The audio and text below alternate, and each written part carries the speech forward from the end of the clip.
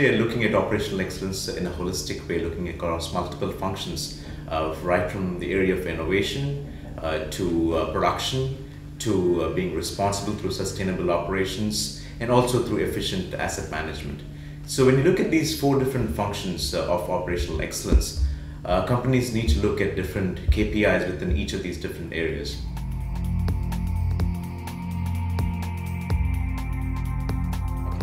The quest for operational excellence involves looking at four different pillars. We call them the four pillars of operational excellence. One is to be proactive through innovation. The second one is to be more efficient through production and distribution. The third is to be more reliable through better asset management. And fourth is to be responsible through sustainable practices. When you look at these four different areas, all these areas have different KPIs. But what we encourage our customers to do is look at this holistically. Look at all these areas and look at all the KPIs and manage them to achieve operational excellence across the enterprise.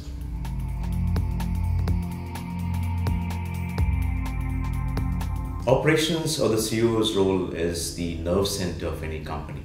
So everything that touches the company through customers, through suppliers, through manufacturing facilities, through distribution, through logistics, all of these areas touch a COO. And being the nerve center of a company, it is very critical for the COO to look at all these different functions and to make sure that they work efficiently and drive operational excellence through better customer service, through reduction in inventory, through driving down procurement costs, through making sure your assets are well utilized, and also making sure that you're a sustainable operator through reduced incidents, reduced energy consumption, and reduced pollution.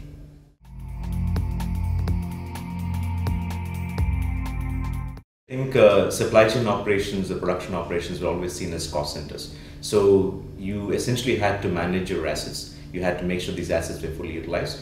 And at the same time, you also looked at the cost of capital through basically reducing inventory and making sure you had a high number of inventory turns. And along the way in terms of raw materials, finished goods, or work in process.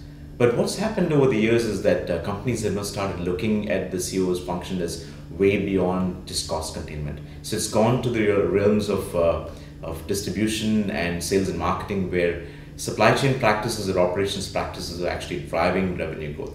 And in some extreme cases, I've seen companies that have evolved from becoming supply chain centers to becoming independent entities driving P&L within a company.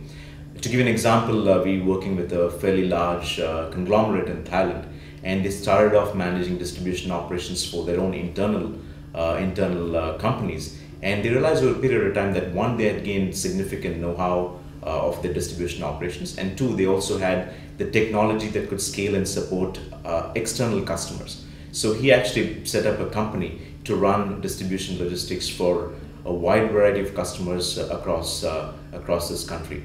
And they have now become one of the fastest growing entities within that conglomerate, and is driving significant growth for the parent company.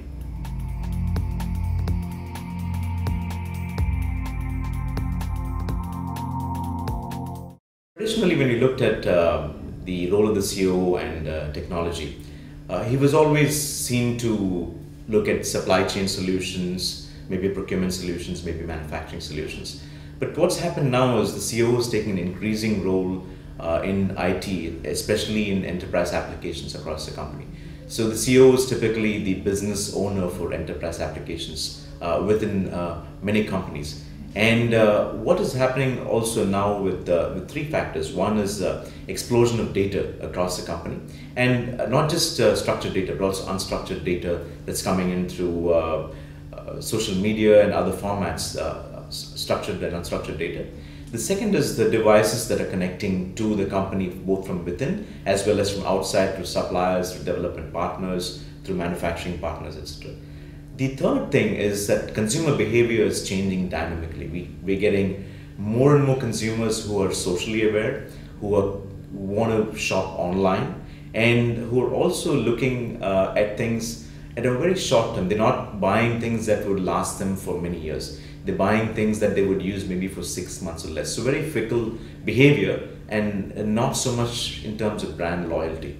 So when you look at these different behaviors in terms of data explosion, kinds of devices that are connecting, and consumers who have very short attention spans, you have to make sure that you leverage technology to the fullest to capture the information that is flowing through, and also capture the customers that are going to be touching your company.